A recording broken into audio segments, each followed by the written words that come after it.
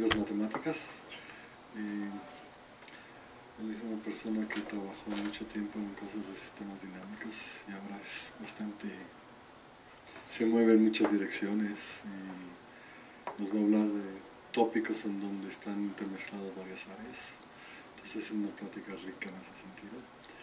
Y según me comentaba Santiago, nos promete muy buenos resultados y muy buenas ideas que presentamos ahora en las pláticas.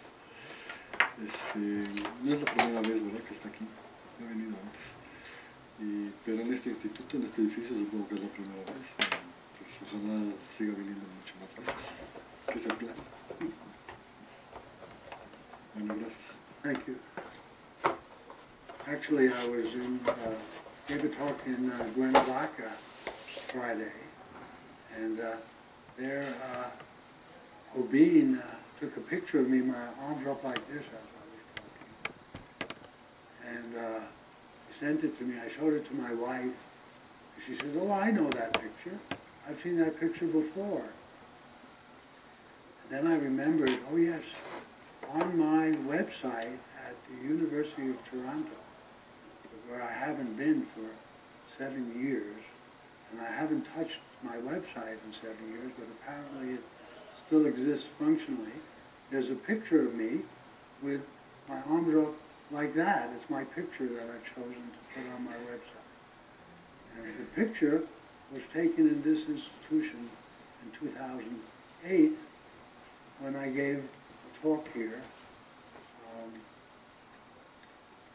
I think today I will likely repeat myself a lot, but I presume the talk is not fresh in your minds anyway, and perhaps a little repetition won't be so bad.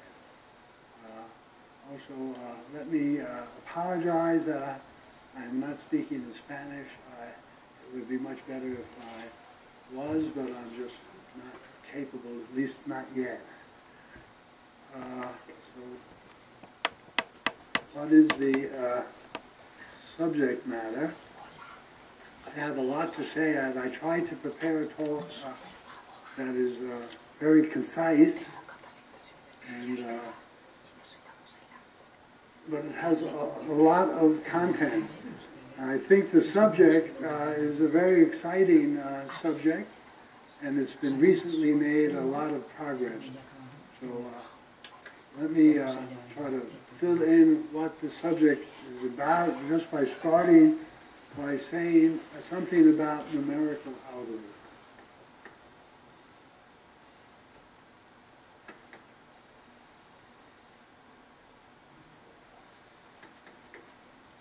And criteria for numerical algorithms. So one, if you look at a numerical linear algebra textbook, they may tell you about iterative algorithms to solve a problem. And what they'll tell you is the criteria that they will use is like cost of one application. So let me say I'm talking mostly about iterative algorithms. So you're supposed to do something, and then you loop, and you do it again, you loop, you do it again, you loop, you do it again, until your answer is satisfactory. So that's the iteration. So then they say the cost of one iteration. Then they ask for the performance in the tail.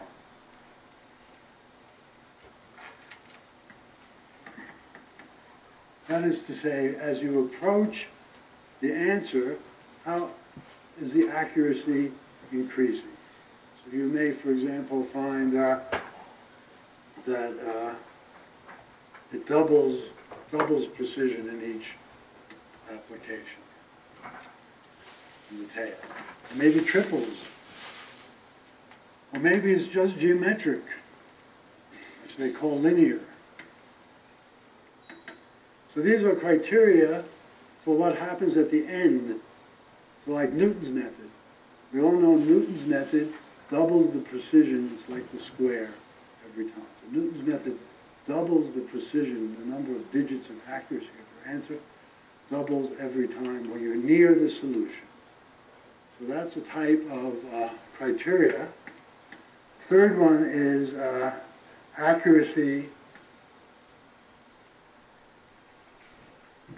and stability.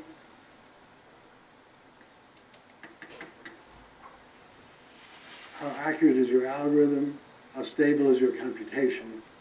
And then they will, what they may do is they will try it out on a set of test problems. So there may be, to compare different algorithms, there's some collection of problems out there that someone has specified. And then you try your algorithm out on this collection of problems and see how well it works. So finally, if you're happy with all that, then there's experience. Really, how does it work in practice? So this is a methodology. If you look at numerical linear algebra books, I think you'll see this, this type of criteria entering in. And in fact, when I was working at IBM, that's what we did a lot. We had to design new algorithms. Every time there was a new machine and a new language, they had to redesign their numerical algorithms. But there's an alternative, and the alternative that, so this is this other approach.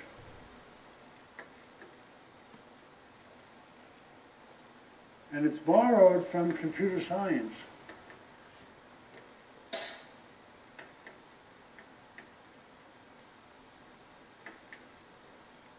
This approach is complexity theory, and I have to tell you what complexity theory is. Complexity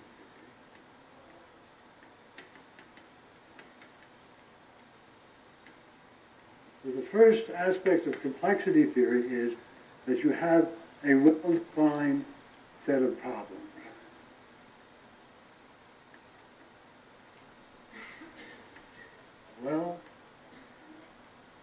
Well-defined set of input problems.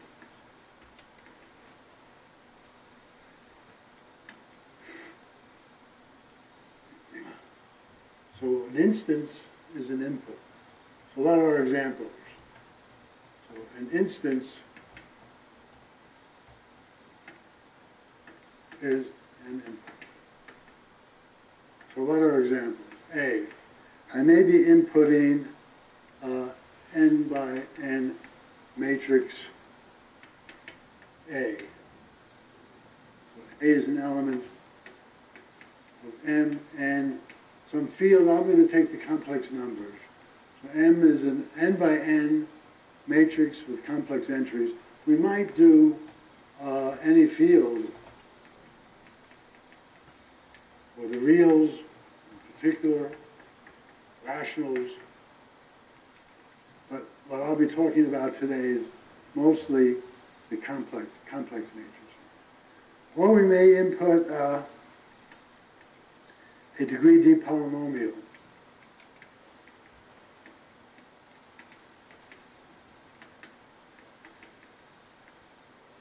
This is going to say, let's say AI is a complex polynomial. So then the space of these will be, remember, the P space, I'll call it PD, equals the set of such F.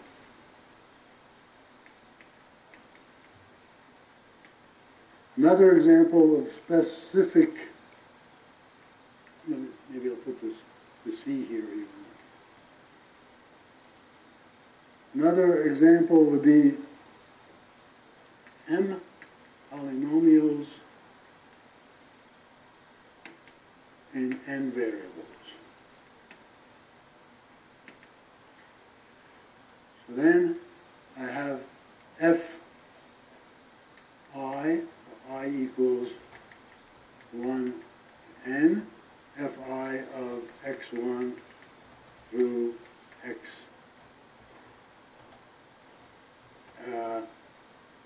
m polynomials m, I equals 1 n variables. So I have n of these expressions, and they are of the form a, I, x to the I. So I is a multi-index.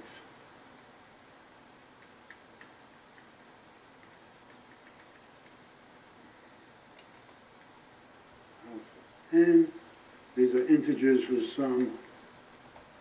Integers whose sum is some particular d. So I'm going to say m polynomials and n variables of degrees di. I equals 1 m. And then I'll take space of these. So one polynomial will be, we'll call it an HDI, PDI. And this will be the product of PDI, I equals 1 to m. So this f is in here. F. Oops, this is getting a little too messy, isn't it?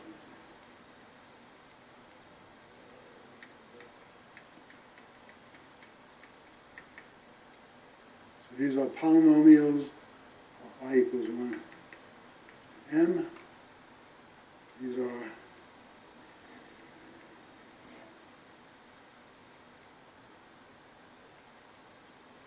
multi-variable polynomials, complex polynomials, each one of degree n variables. The degree, the ith one is di. This whole space of them, the ith one is the space of polynomials of degree I, and then we take the product of n of them. So that's a definite, a well-defined space of inputs. And let's see, I have a couple of more examples.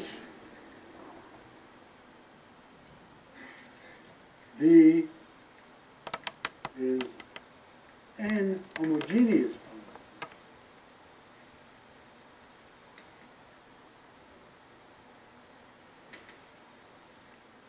In n plus 1 variable. Note here I had very different m and n in all situations, but here I've just taken n homogeneous polynomials and n plus 1 variables.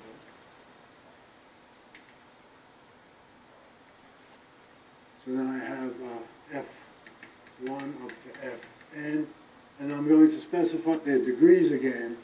So I'll have degrees, I'll write the degrees as a vector.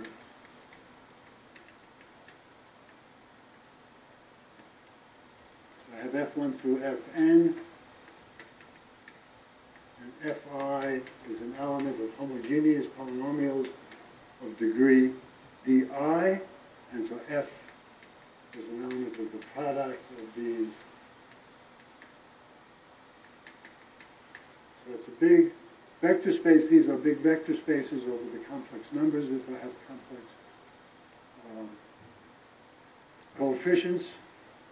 This is the context of Bezout's theorem. And Bezout's theorem is supposed to tell you that there are product di zeros generically.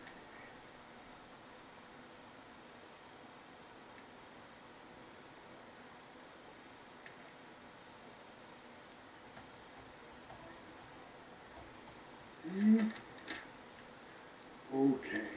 So now the next thing is you're supposed to have now we have a very definite space of inputs for our problem, and now we also have to have a very well-defined notion of what a solution to your problem is.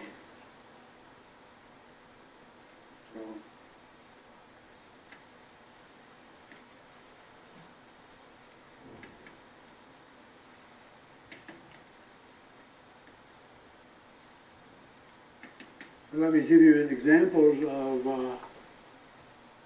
problems and solutions for A.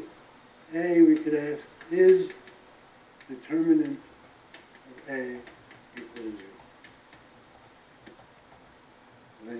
answer yes or no.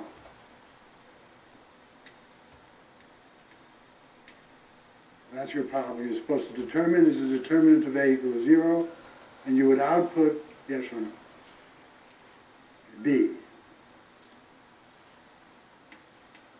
So that was the question of n by n matrices. B is univariate polynomials. You may ask, does F have a degenerate 0?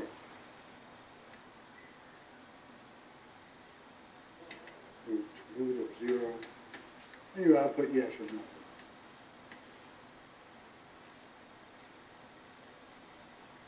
C, you may ask, for example, does there exist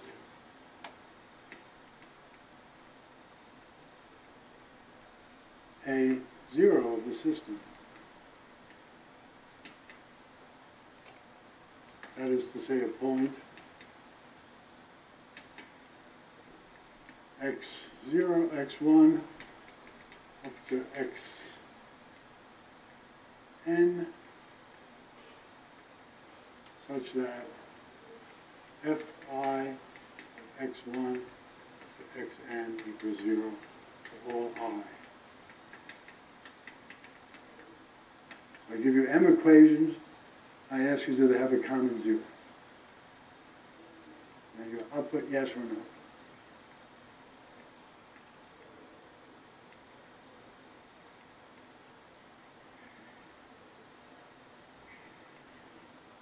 For D, well, D is supposed to have zeros. There's no problem.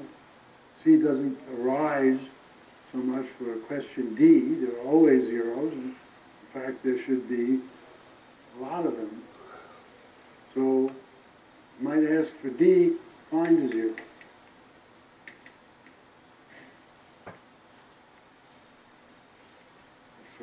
I'm going to give you another problem for A. Find eigenvalues and eigenvectors of A.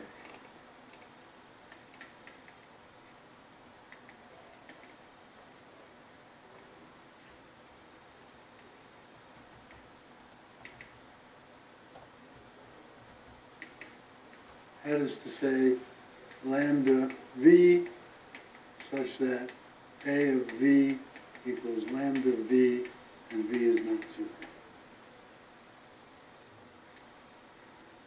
So these are examples of problems and kind of well-defined solutions to the problems. What else do we need for complexity theory? Is the notion of size.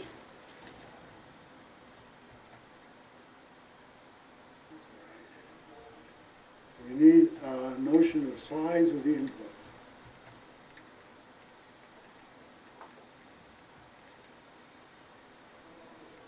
So in case A, for example, I've got n by n matrices. I'm just going to take, in these instances, the dimension of the space of inputs, which is just, in the case of matrices, the number of non-zero entries. It should be n squared. In the case B, what was B? Polynomial systems, it should just be d plus 1 for the number of coefficients you need to write the univariate polynomial. In C, it should be summation of n plus di, choose di, I equals 1 to m. That's the number of possible coefficients that you have of such a system of equations where this is the combinatorial number. And for D, it's the same.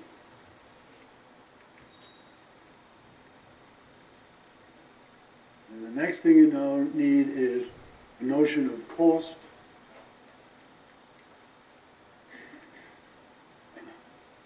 Cost of the computation, using the algorithm. And here I'm going to take the number, the total number. So this is total number of arithmetic operations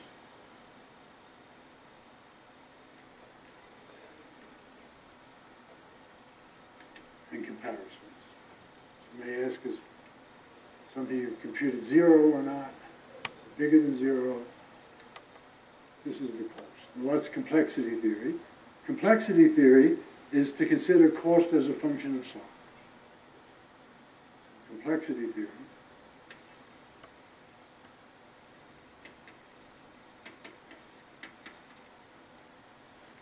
is to consider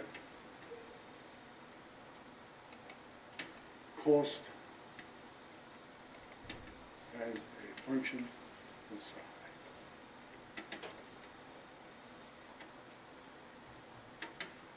Now notice this is the total number of, so this is different than what the numerical analysis situation is, because this is the total number of operations, and here you've got how many operations you have to do for one step, but you don't know how many steps you have to do. So this cost involves the cost of adding up the cost of all of the steps. This one gives you a cost of just one step and tells you some information about the tail.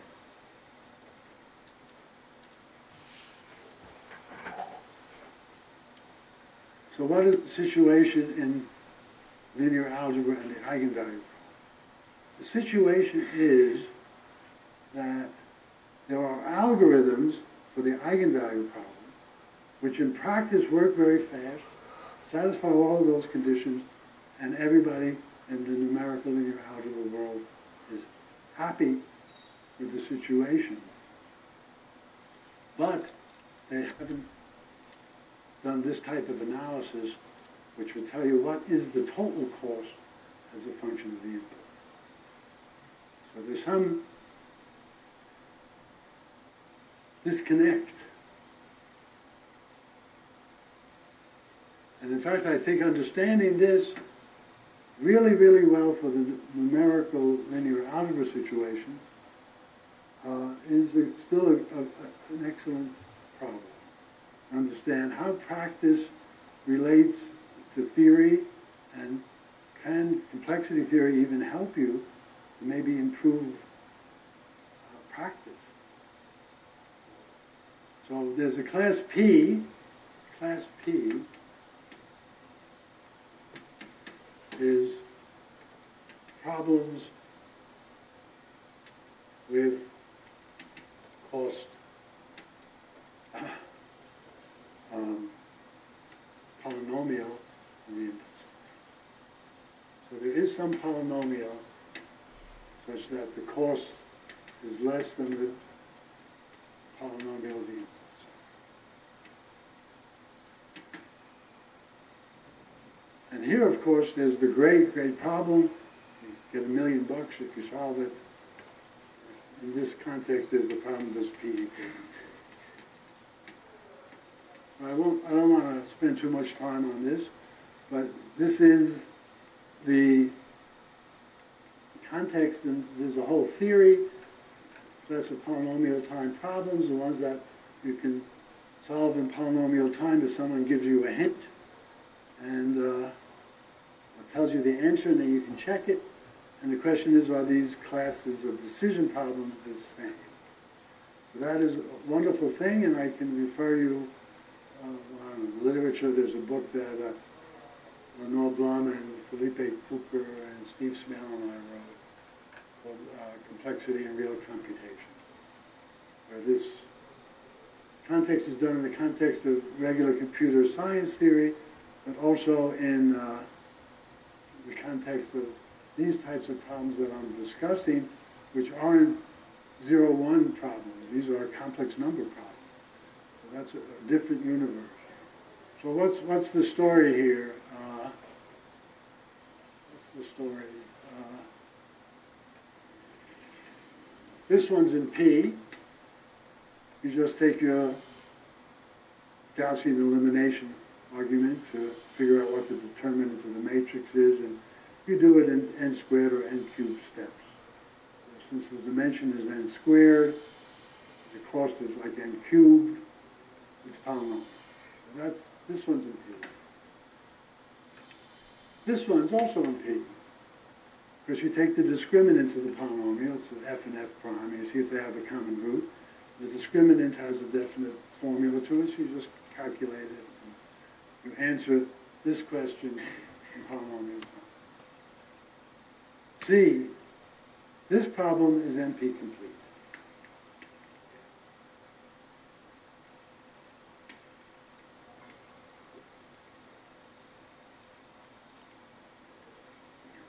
So, if you can say anything about it, great. D, find a zero. Well, we know, even for complex polynomials, we can't find a zero exactly just using arithmetic operations in comparison.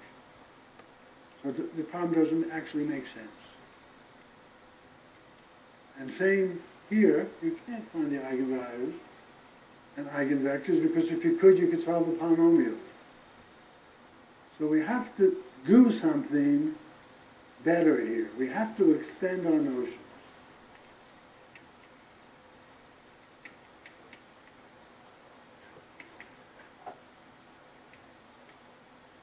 So here, up till now, I've been discussing problems that have a definite answer that you can compute. They are decidable. Here, I'm talking about search problems, not decision problems, and you can't find things exactly. So you would have to enter into a world in which approximation to an answer gets somehow inputted into the notion of the size or the input of the criteria that you want for a solution. So now we have to talk about approximation. We have to enter with a notion of approximation. And ultimately, even, we will have to discuss what happens if you have imprecise input information. Like you're collecting data from sensors. And the sensors are not exactly accurate. So you have imprecise input, and then you're using a computer machine which only does arithmetic up to finite precision. Now a whole other collection of issues might arise here. Some of them already, where the numerical people know it, they had to talk about accuracy and stability, and they do a very good job of doing that. But we have to incorporate that somehow into a theory. And ultimately we'd like a theory that admits sort of reductions, so you could have things like NP and you could compare how some problems are more difficult than others, or if you could reduce this type of problem to that problem, and how costly is that reduction, and how stable is it, and etc. Of course, in numerical analysis, the tendency is we're going to reduce everything to linear algebra. So it's either solving linear equations or it's solving the eigenvector problem. To understand how good that reduction is, that should be a portion of complexity. Okay, so there has to be, there has to be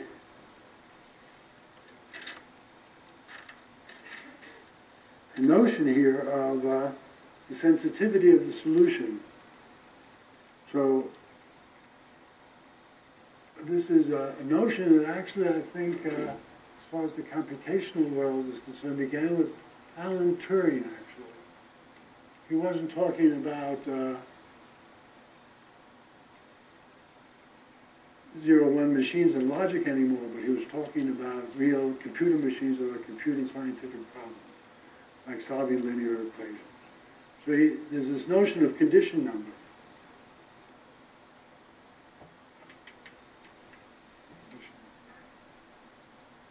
More or less, the condition of a problem should be more or less the condition of a problem instance.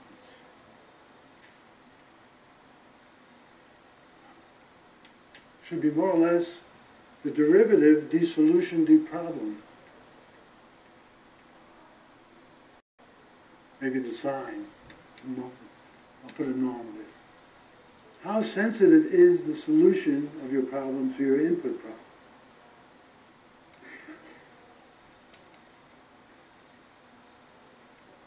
More or less. Sensitivity. Maybe made relative.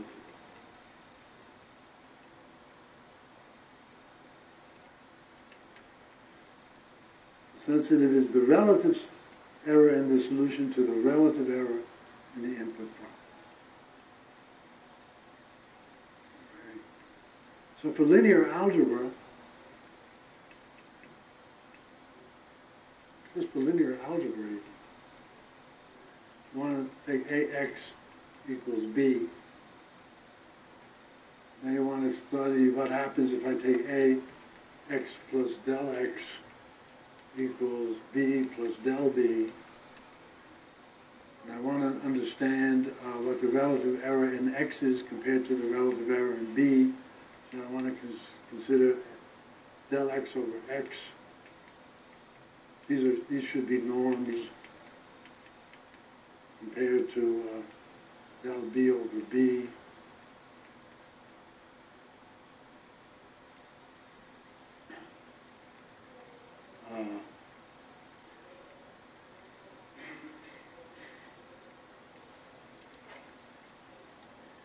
And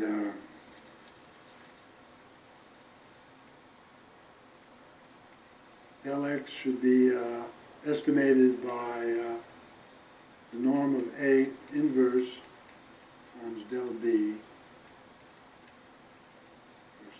Take A inverse, you solve for del x in terms of del B, and that's divided by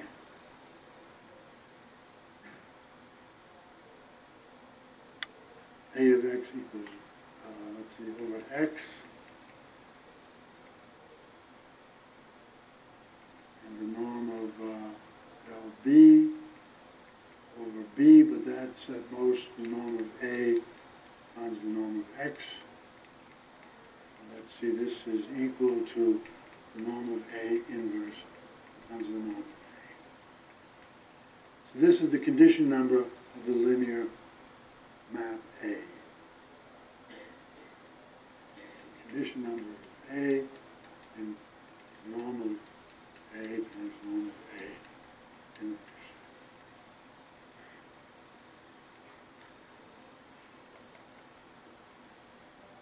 So there's a whole book written on condition number by Borgieser and Cooper, which I recommend.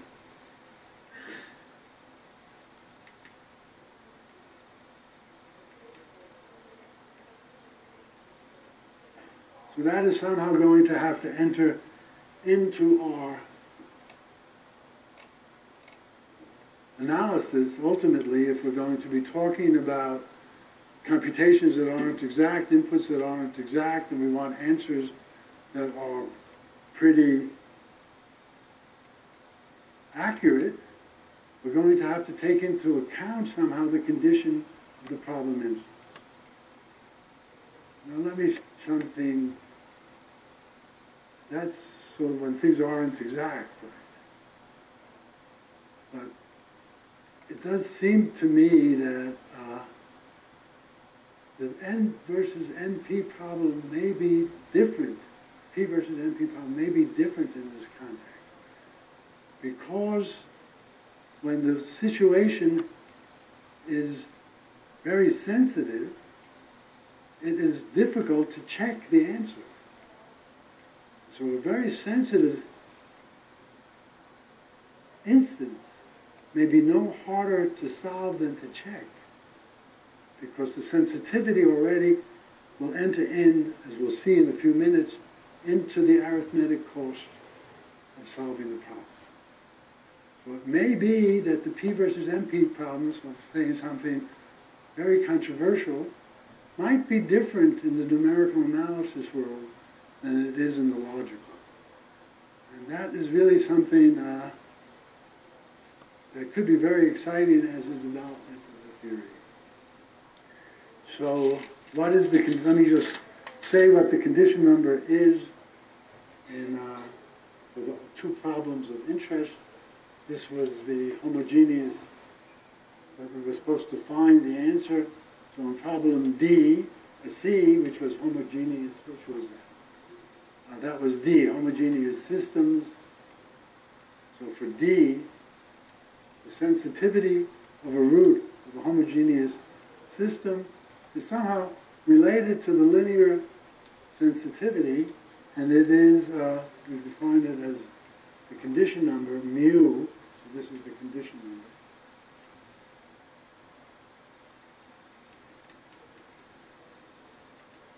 Mu of fz, where f of z is 0, is the norm of f times the norm of the derivative of f at z. Now, let's remember that in the context of homogeneous systems, the zeros are lines. They intersect the plane z0 equals 1 and points, and but the zeros are lines. So if I take a 0, the function is going from n plus 1 space to n space. Right? So it's certainly going to have a kernel. But if I want to talk about how the implicit function theorem is working, I have to invert the derivative. But I should invert the derivative not in the direction of the kernel, but in the direction of the orthogonal complement. So I take f times df of z restricted to the orthogonal complement of z. I invert that, and I compose it with a diagonal matrix just for, which is the square root of the degree. Let's forget it. So this is like the condition number in linear algebra. This one scales appropriately. Multiply f by lambda. This goes by 1 over lambda. So this is a function that makes sense for f's. Well, and here I want to take norm of z equal 1. So there's a whole line of zeros. And I'm going to define this condition number by taking the norm of z equal to 1.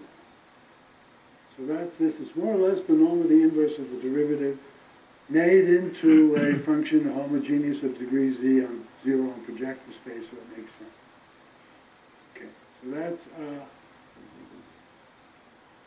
this condition number here. And in the linear algebra case, looking for eigenvalues, the condition number mu of a lambda v, where a of v equals lambda v, and v is not 0. This condition number is more or less the same. The norm of a times the norm of a inverse, but now you subtract lambda times the identity, and you restrict to v perp, and you invert this, and you project on v. So this is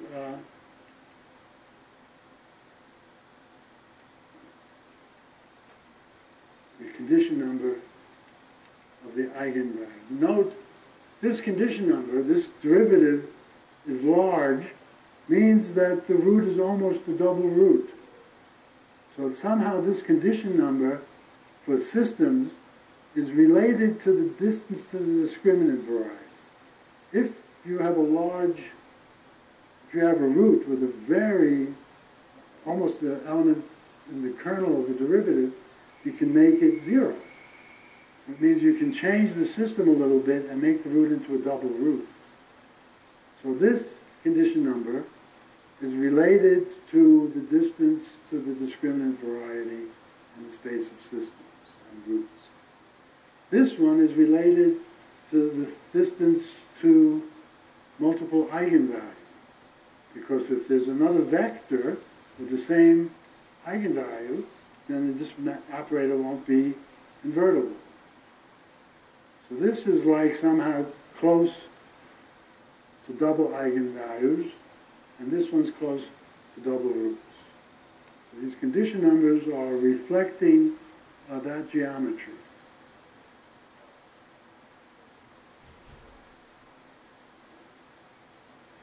Now I can tell you a little story. So in 1997, we had our first FOCM meeting, and I was chair of the organization at the time. And we had to get plenary speakers. So we had a list of desired plenary speakers, and it was my job to contact them. And on our list of desired speakers was Peter Lax.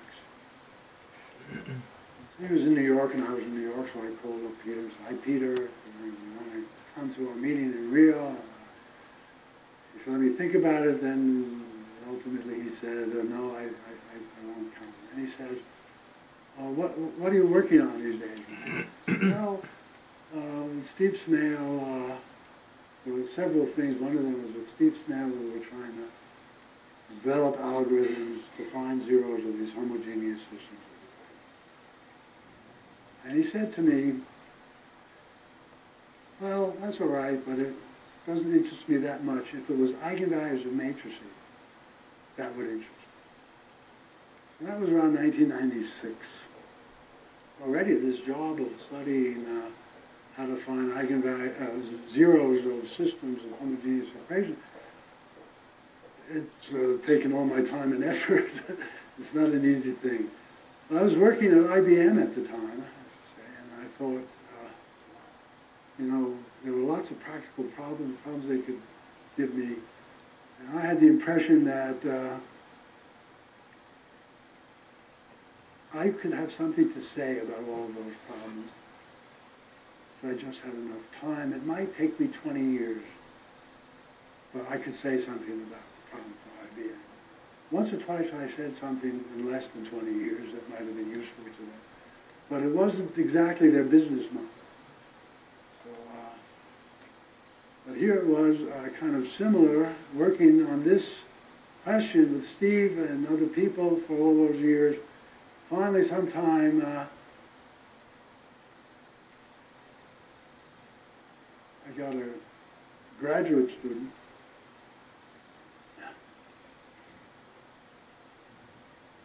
from Uruguay, by the name of Diego Montano. And almost 20 years later, I gave him the problem. So now he did a lot of work, and he's the one who isolated this condition number as being the right one, and studied the condition number from the point of view of probability theory. So in these contexts, now what should we do? What does it mean to solve the problem, find the answer, when we have a problem that can't be solved exactly? And how do we measure the complexity?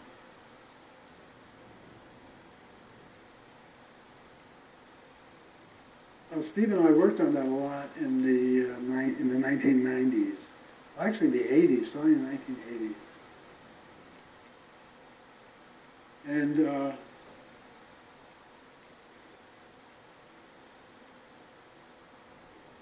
even in 1980, let me also tell you this piece of mathematical law.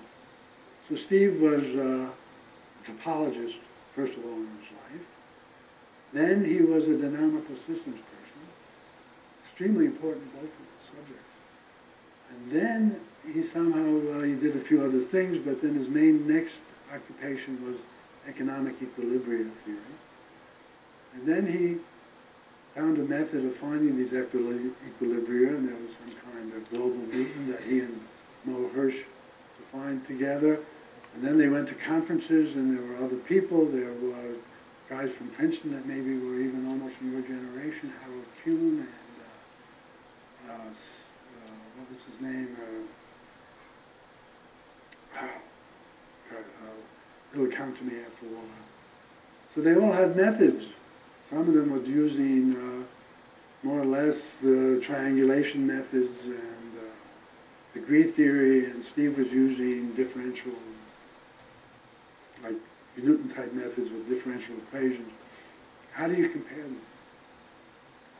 Steve's a competitive guy, but he starts thinking, so now there are these methods. How do you really compare them? So that's what got him started in this whole business. How to compare methods, and he started out with the problem of finding zeros of univariate polynomials. So that was 1980. This problem here, find the zero of such a system. And his conviction at the time, which I guess he wrote, was, fast methods don't always work. You have to choose between speed and surety.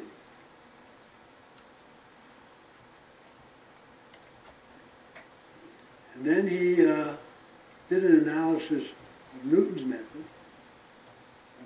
method where the step sizes, you choose the step size according to some criteria, which you could prove almost always prove the fundamental theorem. Algebra that way, there was always a root, gave a complexity estimate, gave an estimate of probability of failure, and he got this thing and said, okay, with 95% surety, you can solve all polynomial systems, but how many steps? Well, if the probability of failure was sigma,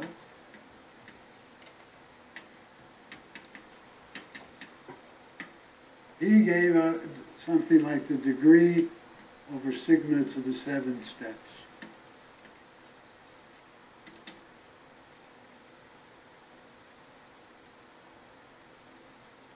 I guess I was visiting in Berkeley. I was still very much involved in dynamical systems myself. I was visiting in Berkeley, and Steve had asked me some questions, and I could help him with his thing, which I wasn't yet involved in. But then I saw him give this talk, and well, Steve, this function is not integrable.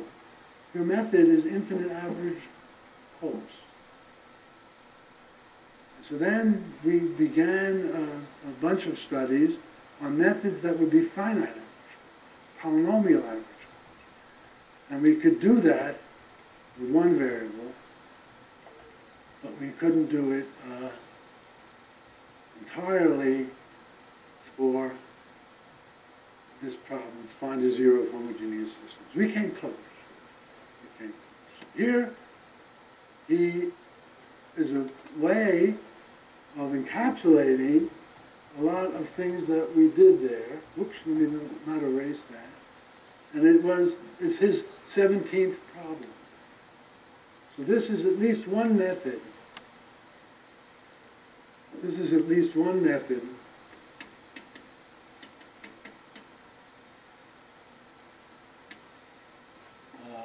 is there an algorithm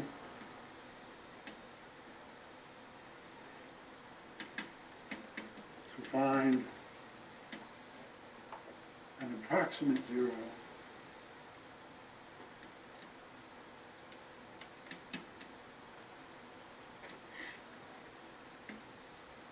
of a situation which was C, what was the D, find a zero. The homogeneous system, D. Now it says average polynomials.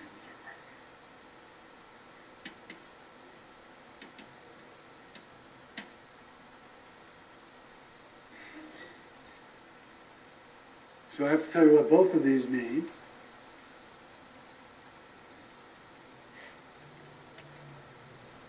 And this took us some time to come to this, but for this, he wants to find a point where Newton's method is converging quadratically. That's what he means by an approximate. You have to have a simple zero. You're looking for a simple zero. Not every system has a simple zero. You're looking for a simple zero, and you want to give it a certificate. The certificate is a point where Newton's method is converging quadratically to that zero.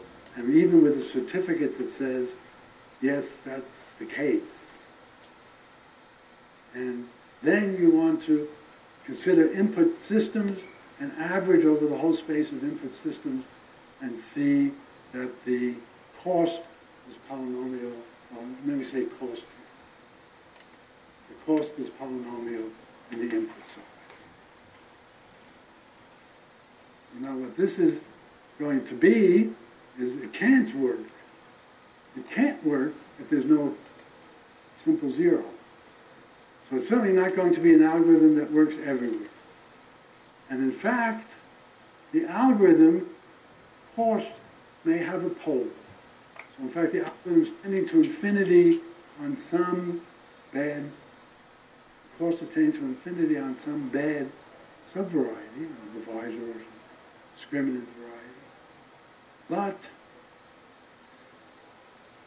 yet, on the average, it's performing okay. That's the 17th problem. And then you could say the same for eigenvalue, eigenvector. Is there an algorithm that will find the eigenvalues and eigenvectors approximately? Same for, so I'll add this, same for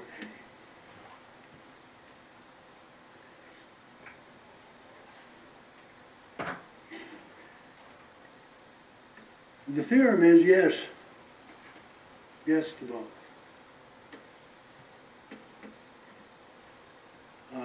Let me point out the eigenvalue problem appears to be a quadratic problem. It's quadratic in lambda and v. These are two variables. But actually it's not quadratic, it's really bilinear. If you change a and lambda, v is still a solution. So this problem is actually bilinear in a lambda and v. So it's not really a quadratic problem, it's more like a bilinear problem. That means it doesn't have 2 to the n roots, it only has n roots, and if you treat it as a quadratic, it would have roots at infinity, a lot of roots at infinity. So the problems are a little bit different. Yes, and yes to both. And one of the 17th is due now to Pierre Larez. And the other one, the linear algebra by Armentano, who was the student who started out with the problem, Borgheser, Beltran, not in that order, it should be like that. The alphabet, Cooper, and me. So the two papers, you probably find them in archive, that answer this question in the positive, with algorithms that do have poles. And how are they done? Well, I only have 3 minutes. Should I stop in 3 minutes? Okay. How are they done? The algorithms work by homotopy methods.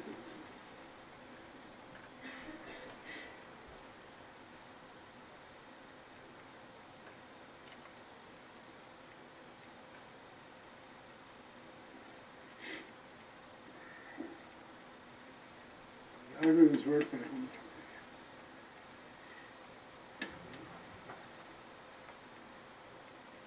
Let me just draw a picture of what a homotopy method is. Here you have a space of problems, and here you have, lying above it, space of problems, I don't know, the solutions. So here's a product space, problems. And for the problems, you have the solutions lying above it. In both of these cases, if you throw away the discriminant variety and you throw away the double eigenvalue variety, then this is a covering space. You have this covering space, and now you pick a path. You have a function you want to solve f1. You take some f0 where you know the solution.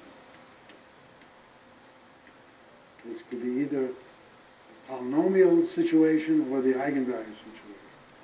You connect f0 to f1, and then you lift this path.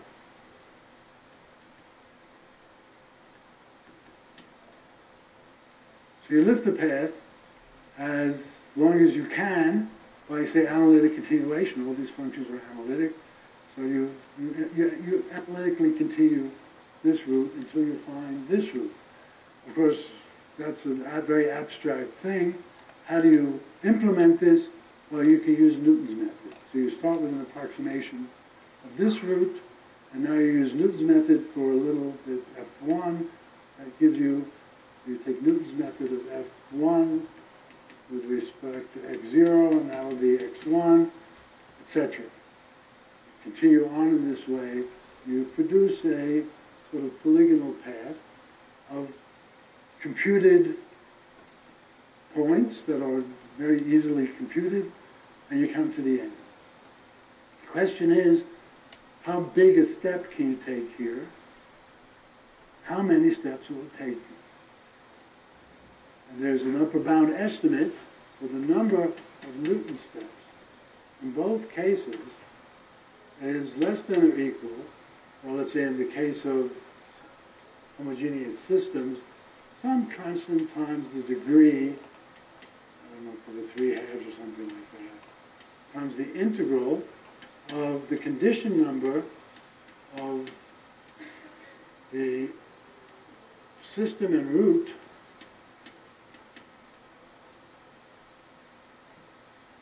times the tangent vector f dot zeta dot dt. So the condition number of this root as you're coming along the path determines how many steps you have to take. At least there's an upper bound estimate. The same for the it's the same for the eigenvalue problem. You don't need a d here. This is the maximum of the degrees. It's less than or equal to some constant times equal to 0 to 1. Mu of a lambda v times the norm of a dot lambda dot b dot dt. So the problem becomes, find a good starting point for these paths. Or maybe use a random starting point. If you could use a random starting point for the random problem, Beltran and Pardo already solved this problem here with a random input.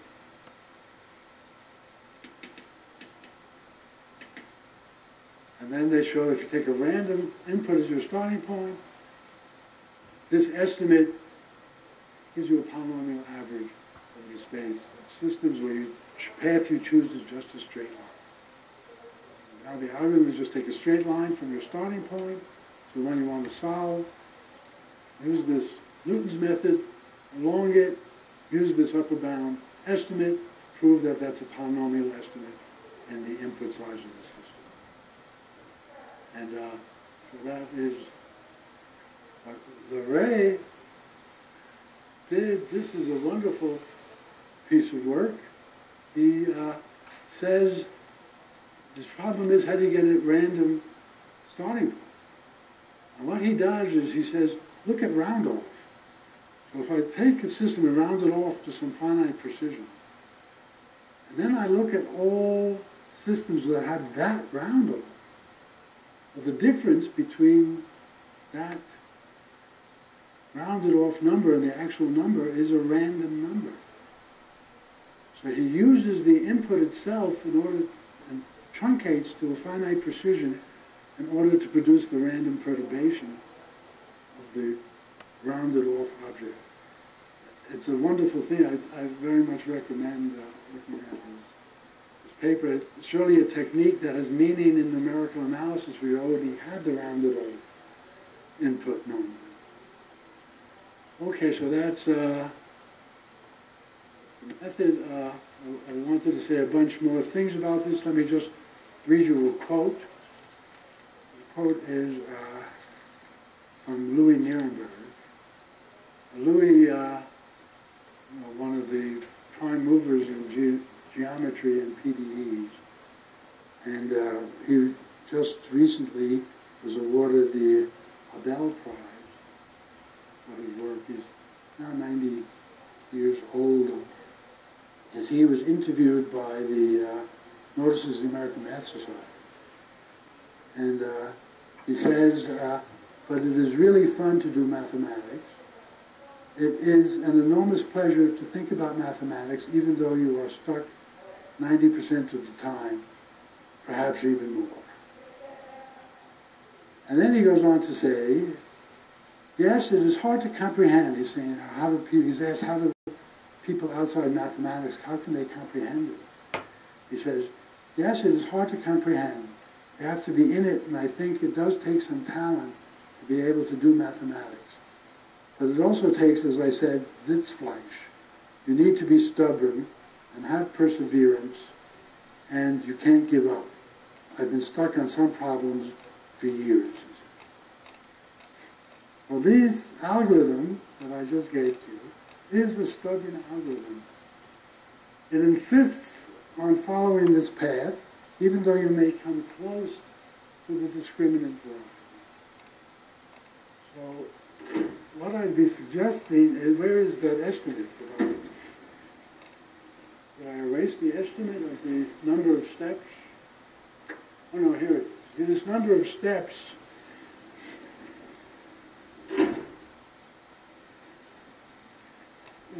steps involves the condition number along the path. So, several things. One is, this condition number defines a new geometry on the space of systems. Obviously, you want to take geodesics in this new geometry. So you'd like to approximate the paths, approximate the geodesics by some path you can describe in this new geometry. And if you could, you would reduce the problem from the complexity involving with view to the log of the complexity. So the log of the complexity is the condition you need in order to even to evaluate the polynomial. So you'll be reducing the cost essentially to the same cost as it costs to evaluate the polynomial number of steps. So that would be great to do, and what it suggests is actually what humans, I think, actually do with our own intelligence. When we come up to a problem that we have to solve, or a judgment we have to make, we make a judgment like that. But it may be wrong. So then there's another part of the brain that doesn't make quick judgments, but then evaluates if your judgment was correct or not. I would say it's the same here. When you're getting into trouble, if you see as you're progressing that this number is getting large, do something else. And the something else ought to be that you realize that this problem is coming close, or this path is coming close to a degenerate problem. So that degenerate problem should have some structure. And then you should write down what the structure of that degenerate problem should be, find one with that structure, and use it to avoid that subvariety. Go around the bad subvariety by knowing a point on it, so you can do something in the norm. So this should be, numerical analysis may have another aspect to it, and I think it really should be. This estimate is no good. You shouldn't stick to it. You shouldn't be stubborn. If it's getting bad, do something else. So the something else should involve degeneracy. And I would suggest that, there used to be, when I was beginning in graduate school, it was like differential topology. Well, we were going to find a countable collection of invariants that would tell you the diffeomorphism type of map. Then we were going to find structurally stable dynamical systems, so that again would be a countable family of dynamical systems that would be almost all of them, and we'd be able to describe them by maybe accounts of the collection of invariants. But here I'm going to suggest, at least for the, you might be able to do that in complexity theory. That you can somehow give a countable tree and say, okay, if you come to this problem, do this instead. If you're getting into trouble here, do this, do that. And what might the degeneracies be? Well, I would suggest for the homogeneous root problem, it's Tom Boardman theory. So you would say, if I'm getting into trouble here, that means the derivative is getting big. That means I'm close to a system with a double root. That means I'm close to a point on the discriminant variety to an S1 singularity for the projection. So you have S1, and then you have S11, and you have S2, and you have the whole collection, and each one you should be able to tell, as you're doing the numerical computation, which type of singularity you're coming close to, then adapt to it and use it to help you find the solution. So that's really one great possibility, and even to just take S1 to improve this estimate. That would be already a great start. And in the case of the eigenvalues, it should be the double eigenvalue varieties. So when the numerical system gets in trouble, it should tell you what to do next, and conceivably you could make a decision tree that would improve matters tremendously, and even the systems. I'm sorry I ran over, thank you. I was just too enthusiastic. And maybe I was too sketchy here. Thank you.